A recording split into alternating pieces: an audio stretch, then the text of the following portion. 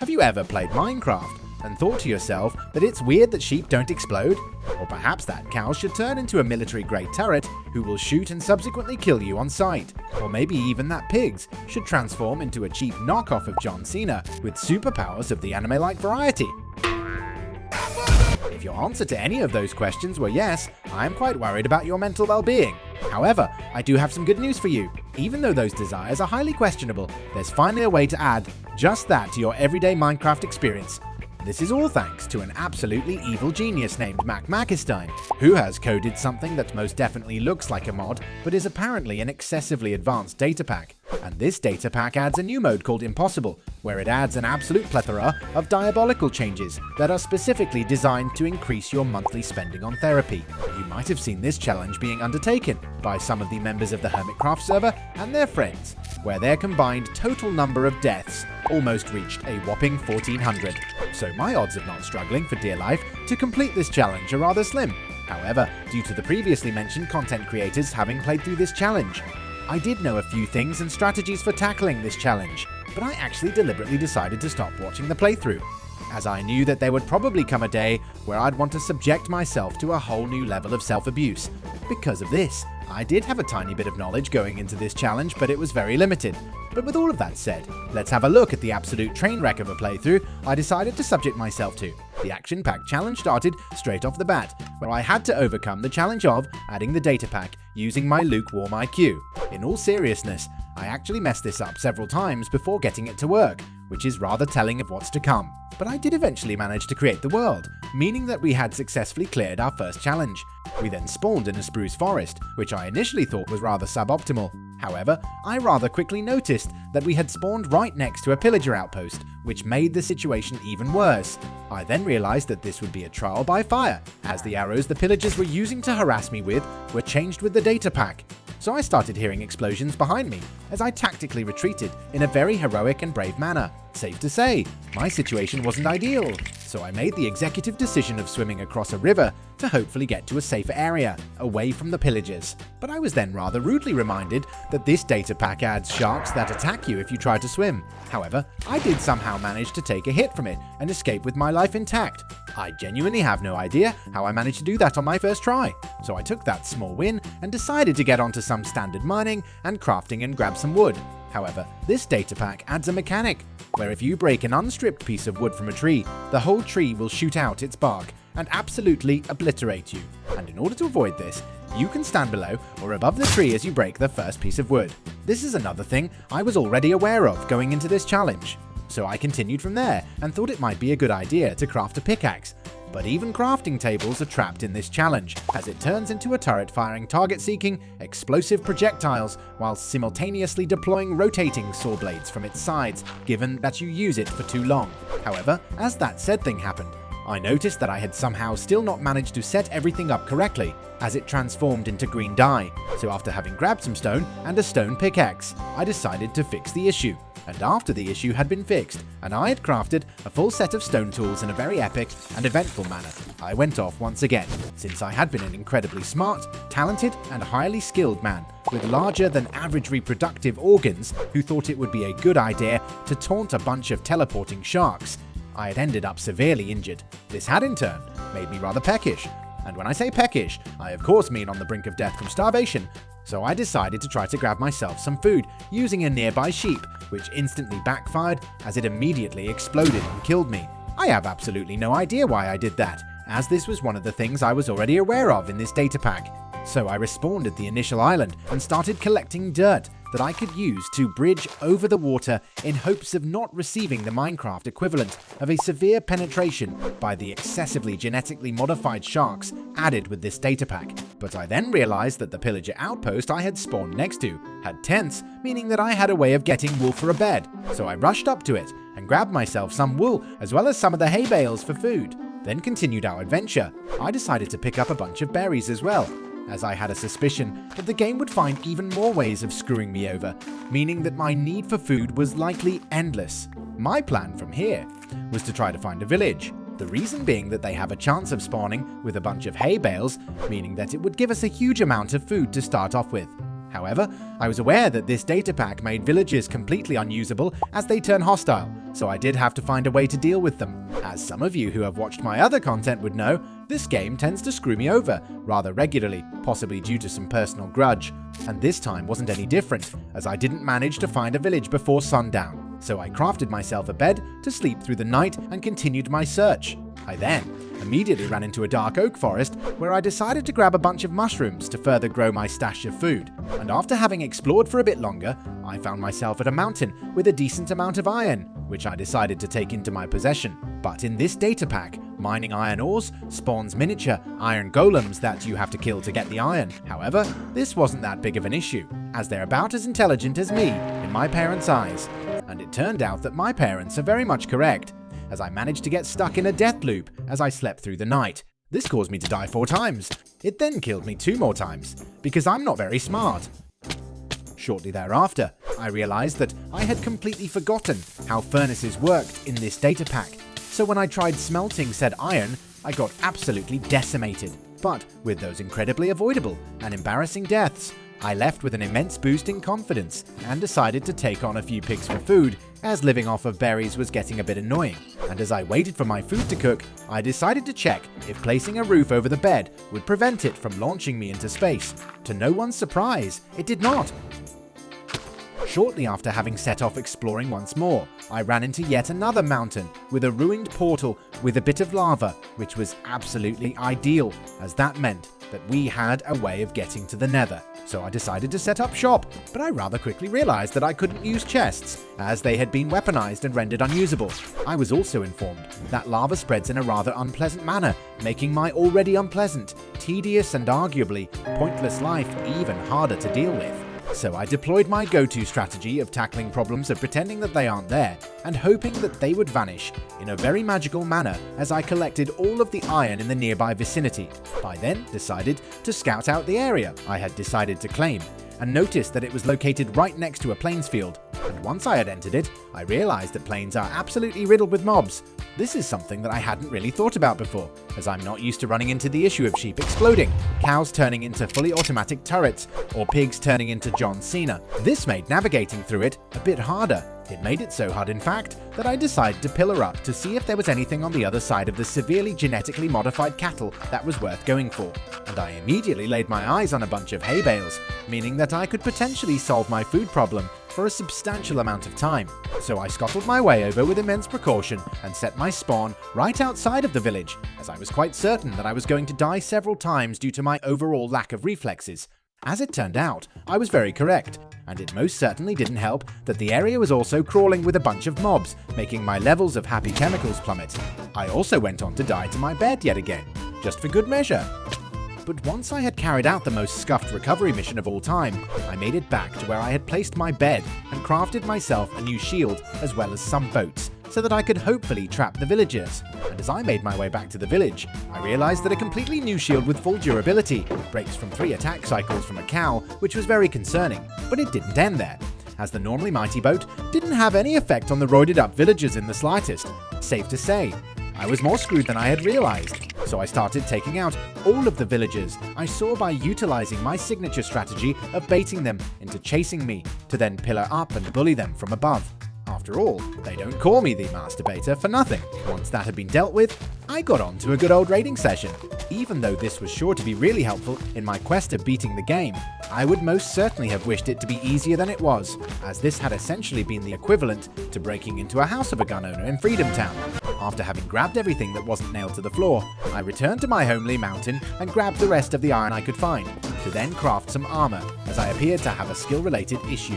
But it turns out that wearing armor slows you down significantly, meaning that it was debatable if it was even that helpful. However, even with that rather harrowing discovery, I decided it was time to get to the next stage of this challenge and invade the Nether, and I decided to do this using the lava by the ruined portal we had found earlier. But I had completely forgotten that lava had been reworked and turned into an absolutely excellent provider of clappings. I did somehow manage to escape with my life intact, which was a bit of a shock, but definitely a welcome one. And once I had constructed our Nether portal, I gathered some stuff I thought I would need and made my way through. I then found myself inside a Nether fortress, which is usually a good thing. But in my case, I was attacked from the get-go and died as I tried to escape. However, I'm not the kind of man who gives up or learns from my mistakes, so I crafted myself some new armor and made my way back once more, though I rather quickly made the discovery that wither skeletons turn invisible when they're hit, which caused yet another death. And in both of these failed Nether expeditions, I had noticed that the portal itself shoots out a bunch of aggressive deformed tadpoles that identify as heat-seeking missiles, so I decided to try to cover up the portal to stop that. I then went on to die several times because I thought it was fun, and most definitely not because I'm bad at this game. And after a while, I had successfully built a small save space where I could chill and not be harassed by the previously mentioned tadpoles. So I grabbed some boats so that I could trap the wither skeletons and physically abuse them, as they have no way of defending themselves. But I then learned that skeletons can kill you with a single arrow if you're not wearing armor, which was a realization that made for a strong opponent for my antidepressants to fight. But at this point, I had used up pretty much all the food I had, and by used up, I of course mean that I've died and not been able to retrieve it. So I decided to start a farm to grow some potatoes, but not even that was safe, as I was physically assaulted by a bunch of crows that for some reason worked for a scarecrow that is specifically designed to keep crows away. At this point, I realized that my life would be significantly less annoying if I had a bow and arrows, as that would allow me to bully people from afar. So whilst my potatoes were doing their potato activities, I ran off to kill some chickens for feathers and stayed up at night in hopes of getting my hands on some string. But the passive mobs were apparently not the only ones that had been pumped silly with steroids, as the spider I wanted to take down decided to double its size and was now being piloted by Michael Schumacher. I then went on to be subjected to more non-consensual activities until I decided to sleep through the night. As I made my way back to pick up my stuff, I noticed that the spider seemed to have spawned some cobwebs, meaning that I could get my hands on string somewhat easily, which was some much needed good news. So I waited for night yet again and grabbed myself the remaining string I needed to craft a bow. It was then time to make my way to the Nether once more to finally grab my precious blaze rods. But since the man who made this data pack seemed to be a true and proper sadist, I ended up exploding for some inexplicable reason as I was farming the blazes, and as I respawned, I was back at the world spawn, as I had apparently moved my bed and forgotten to set my spawn. So I made the executive decision to delete the world and walk away in hopes of preserving my sanity and not cause further harm to my already deteriorated mental health, which is something I usually don't do. I usually do these kinds of challenges that are designed to be difficult and really annoying to complete and successfully make my way through them. But this time, I thought it would be best for me and my mental health to just abandon it. I then created a new world and did everything all over again. I think it would be a bit annoying for you if I went through everything all over again and describing everything in detail. So, here's a bit of a summary. I spawned in, did some Minecraft stuff, found a jungle temple, grabbed myself a gimp, carried out some violent home invasions, pretended to be Mongolian, crafted some arrows, settled down on a mountain, and built a portal. And at this point, we were basically back at where we were. But this time, we luckily didn't spawn right on top of a nether fortress, which was very epic, as that caused a significant number of deaths in our last world. However, this meant that we had to find one. I wasn't particularly excited for the prospect of having to travel through a soul sand valley, as that would increase the odds of me getting severely clapped by practitioners of the Second Amendment. So I made the executive decision to mine in a random direction to avoid that, and rather luckily, I managed to locate a nether fortress fairly quickly, which was very epic. This meant that we were back to where we were in our old world that I deleted. At this point, we didn't have a whole lot of arrows, as they're really annoying to get without villagers, so I decided to go for another strategy. Rather luckily for us, snowballs are mostly completely harmless against most mobs as they deal no damage, but there is an exception to this, which is blazes. So I grabbed a bunch of snow that I had on top of the mountain where I had set up shop and scuttled my way back to the nether fortress, excited to commit a cheeky little genocide. However, I rather quickly discovered that both of the blaze spawners were completely exposed, which was a massive issue. At this point, I had absolutely no idea how blazes worked and why I randomly blew up earlier, so I had absolutely no idea how to approach this. So I made myself a safe spot, as I thought it might help me keep myself unravaged. I then started tunneling and farming blazes in the most inefficient way I have ever done, but even though I had taken way more safety measures than I ever had whilst playing this game, I still managed to die on numerous occasions. This was probably the most painful experience I've ever had in the Nether, as I went on to spend just shy of 2 hours just to get my hands on 8 blaze rods.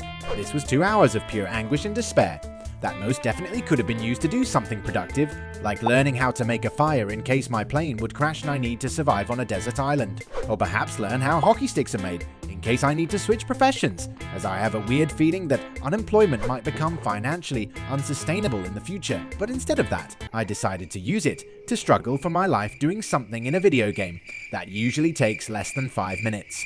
So I made my way back to the overworld with our hard-earned blaze rods and went on to do my absolute favourite activity in the game, that being to jump around and accomplish absolutely nothing.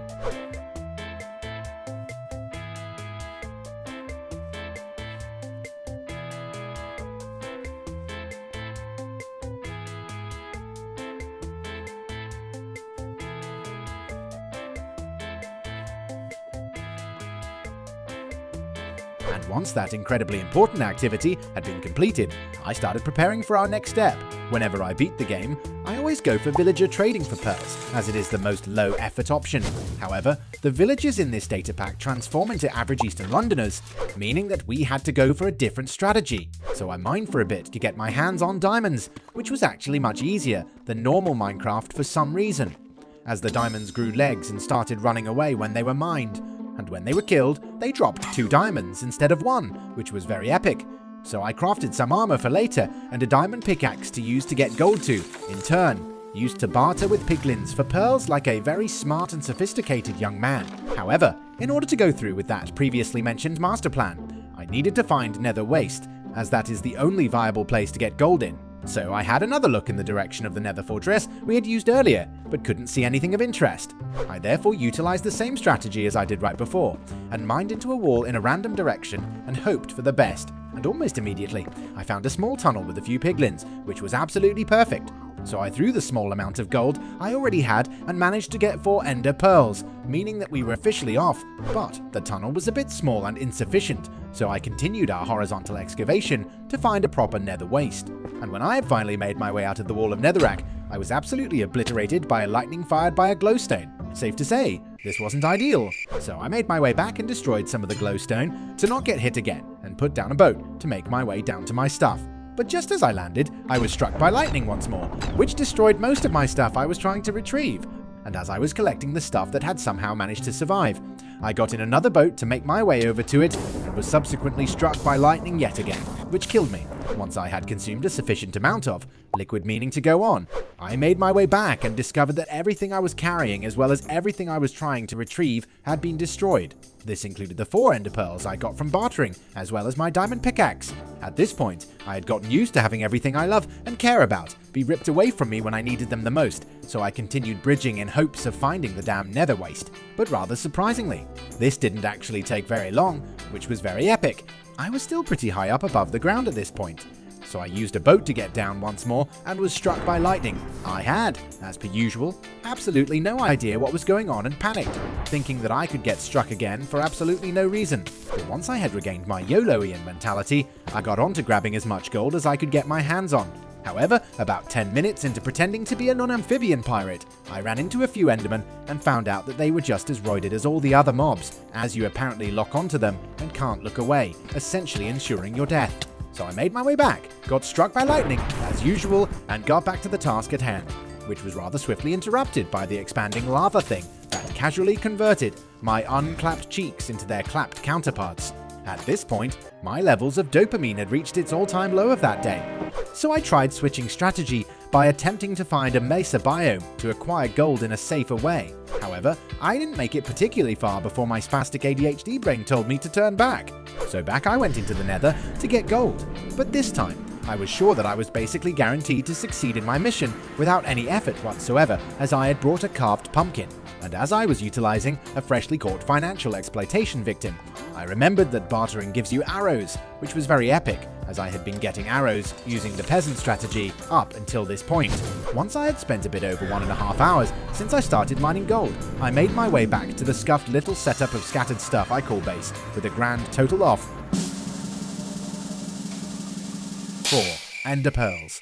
I was absolutely gutted, So I made my way back to the Nether with the knowledge that I would possibly have to spend a significant number of hours there. But during this time, I realized that the lightning that had killed me on several occasions wasn't actually random. It was apparently caused by getting in a boat. This realization made my stay in the Nether significantly easier. I'm also quite impressed with myself that I hadn't managed to figure that out earlier, despite getting killed by it so many times. However, this didn't stop me from dying to lava, which subsequently made me lose everything I had on me, meaning that I had lost almost an hour's worth of progress. So after having taken a much needed rage-filled and violent toilet break, I started researching exactly how lava works in this data pack to find out the range of the lava spreading and how close you have to be to trigger it.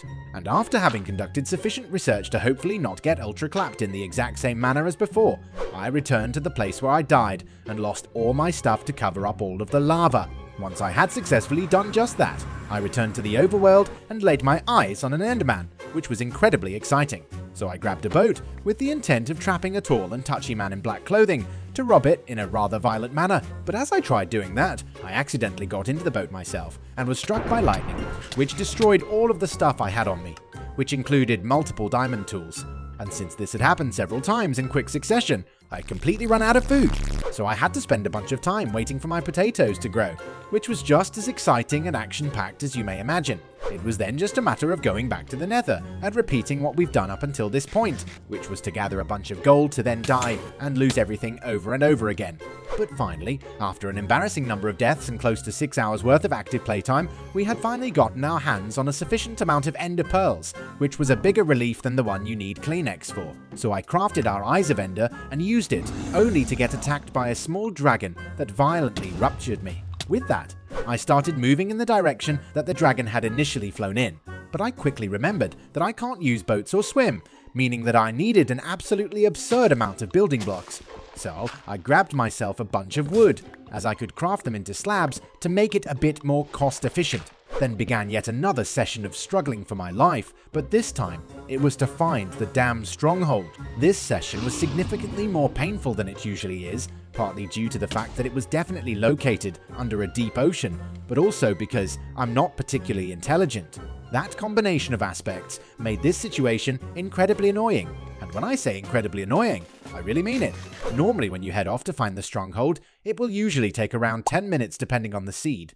But in this case, it took me over 6 hours to find it, where I had to bridge around on top of the ocean and grab a bunch of resources to be able to continue doing so. However, the trauma-inducing didn't end there.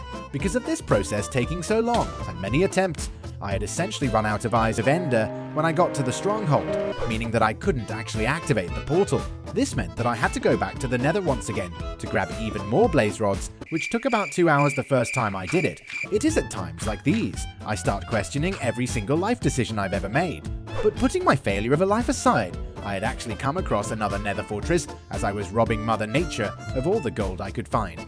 So I decided to go for that one instead of the first one, as both of the blaze spawners in that one were completely exposed. But in this new one, I managed to find a completely caged one, which would hopefully speed up the process a bit, as I wasn't mentally or emotionally prepared to spend another 2 hours just killing blazes. And this was fortunately the case, as it took less than 10 minutes to get the same number of blaze rods we got in 2 hours in the first fortress. This was both a huge relief and absolutely soul-crushing at the same time, as this meant that I had essentially wasted around 2 hours of my life for absolutely no reason. And after having gone back and acquired more pearls, we were finally ready to pack up everything we needed for the dragon fight and head over to the stronghold. Then came the epic final element of this challenge, as it was time to take on the dragon. However, I was pretty sure that the dragon had been roided up, just like the rest of the mobs, so I decided to go in with a minimal amount of items, so that I wouldn't lose too much if I were to die. And as I had made it to the center island, I noticed that the crystals couldn't be destroyed with a bow, or by hitting it in melee distance. But this made quite a lot of sense, as the dragon fight hadn't started yet.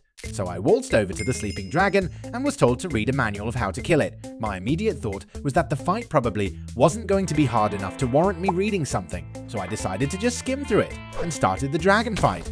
I then immediately wasted a ton of arrows, as I wasn't intelligent enough to notice that there was a tutorial, but my confidence was high, as I successfully completed said tutorial, where we learned that we are supposed to hit the crystal at the tip of the dragon's tail until it falls off, to in turn place it down when the dragon is about to do a specific attack, which will allow us to bonk its head. However, that confidence didn't last particularly long, as the dragon performed an attack that broke my bow to then fly right into me, leading to my rather underwhelming and gruesome demise. So I immediately prepared to go for attempt number 2, as I now knew some of the mechanics and what kind of preparations were needed. I then made it back to continue the dragon fight, but was obliterated pretty much immediately. I genuinely have no idea why, but I apparently thought that I would most definitely manage to kill the dragon with the resources I had already brought to the end. So I kept running back over and over and getting killed every single time. But after having died a substantial number of times, I finally decided to wear the armor that I had ready from the get-go, but didn't want to use earlier for some reason. And rather unsurprisingly, this helped quite a lot, so I soon learned that the dragon's attacks are possible to block with a shield, which was very useful information as my usual go-to strategy is to simply stand and hit. I'm not particularly fond of strategizing or thinking, so being able to stand still and hold down my right mouse button was very nice.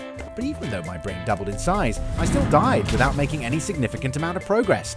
So I then started the cycle of running back to my crusty cadaver and keep trying to spank the deformed aerial lizard to death. During this, I started learning a fair amount of mechanics of the fight. For example, the attack that destroyed a bunch of my items apparently always destroys the item that is currently held, meaning that it won't do anything if your hand is empty. You can also block this attack with a shield. Once we've dealt a full bar of the total health, the dragon will fly to the closest crystal to heal itself, which is the only window where we can destroy them.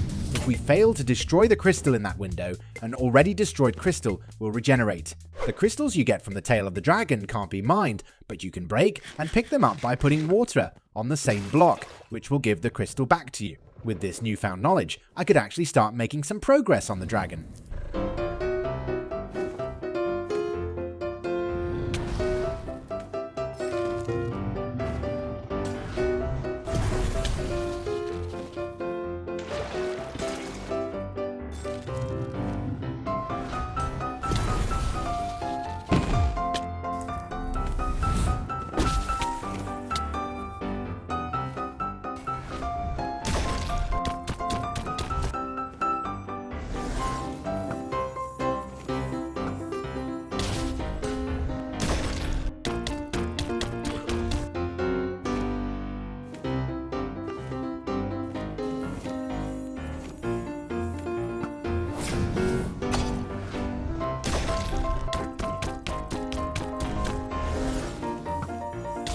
However, after having fought the dragon for almost an hour, I had completely run out of food, so I had to retreat and fix that problem.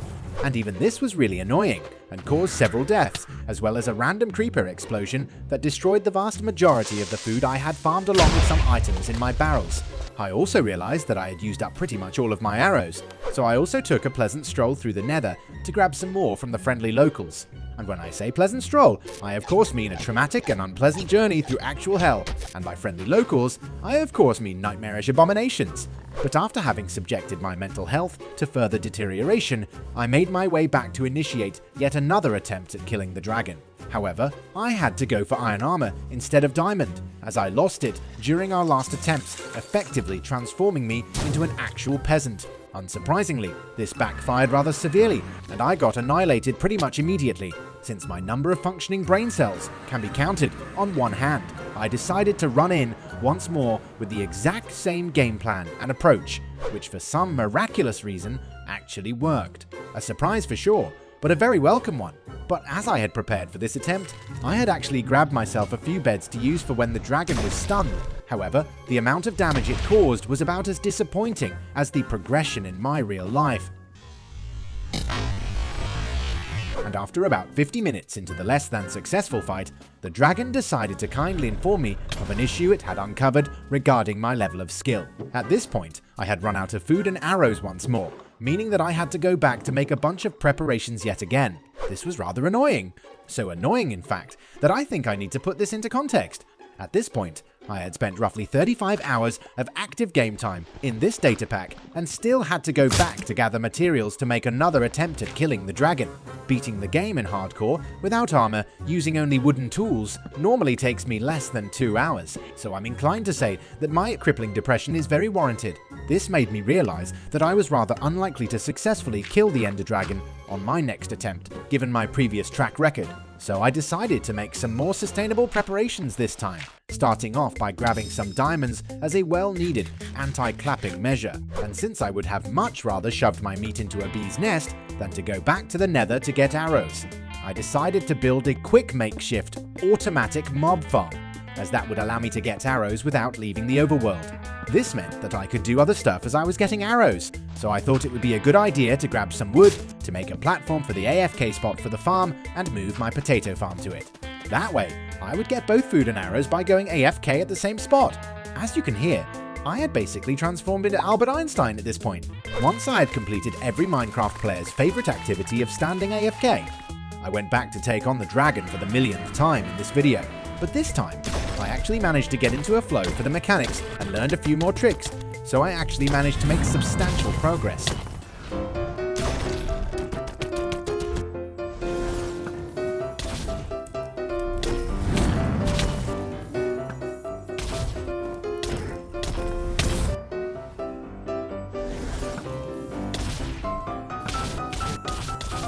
This was beyond relieving, as I had spent an absolutely abysmal amount of time struggling to get resources and learning the mechanics of the fight, so the fact that it was about to be over was like an absolute blessing from above. At least that was what I thought. It turned out that the dragon had multiple health bars. This is why I don't believe in the notion that substance abuse is avoidable, but on the bright side, I was still in the flow of the mechanics, so beating the dragon again wasn't nearly as hard as the first time. And at this point, I was convinced that there's something severely wrong with the man who made this data pack, because there was apparently yet another health bar. But this time, the fight got significantly harder. For this third health bar, the dragon got another attack, which could apparently be blocked by getting behind cover. However, this was a complete and utter lie, as the clap force of the attack transcended time and space and dealt damage anyways. The crystals had also been upgraded, where they were pretty much completely caged by a crown of blackstone, making the crystals borderline impossible to hit. And after a short while of making absolutely no progress in the fight, the dragon had destroyed all my bows, shields, as well as my bucket. So I decided to put all of my stuff in a barrel and go back to make even more preparations. This was just as painful as you may imagine. Once I had grabbed a bunch of iron, diamonds, and crafted some other stuff I needed, I made my way back yet again. However, the blackstone cages made the fight nearly impossible, so I decided to switch up my strategy. The sole reason I decided to build my mob farm was to get a stable source of arrows. However, it produced other items as well, including gunpowder, so I got the idea of crafting a bunch of TNT and pillaring up to the blackstone cages and blowing them up to clear the line of sight to the crystals. However, this wasn't an easy task, as I went on to get several clappings of biblical proportions. But once I'd managed to grab my armor and everything I needed in time, I was greeted with the absolutely calamitous fact that the creator of this data pack had thought of that. So when I tried pillaring up to the cages, I started taking damage due to the altitude I was at. This meant that I had to go back to the drawing board to figure out a way to pull a donkey on this dragon.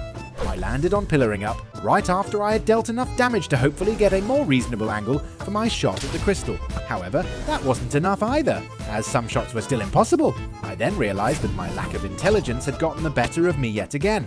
The dragon would fly towards a crystal and get healed once it had lost a full bar of its HP. This meant that I could simply damage it until it only needed 1 or 2 more hits to cross over the line of the current bar of health to then climb up on a pillar that gave me clear line of sight to all of the crystals and shoot the dragon with my bow. Having uncovered the previously mentioned skill and intelligence related issue, I finally had all the tools I needed to take down the dragon.